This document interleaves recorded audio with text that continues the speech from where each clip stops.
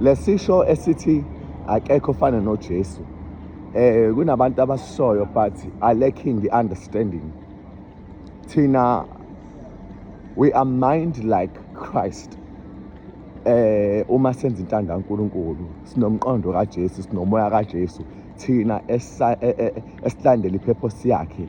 Yena uJesu irresponsibility yakhe ukuzakha kuthina ukuze kubonakale kubantu abasibuka ukuthi siphile la yena, and for that to happen kumele yena akhule kuthina, thina sinciphe.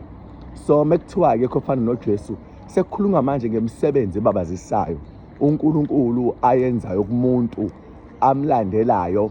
Kodwa ke uma ngabe kuzosho umuntu nje ongakholwa futhi ongenandaba noNkulunkulu athi ayikho leyo nto, akekho ofana noJesu, and futhi akekho futhi omsulwa, sonke nje siyona, lowo muntu lowo phela usehlahlela ngobhushi bonke abantu nabazamayo akasafuni ukuthi bethwale ithuba, because akekho umuntu owazi umqonda kaNkulunkulu except umoya ongcwele othathe kukaNkulunkulu usazise.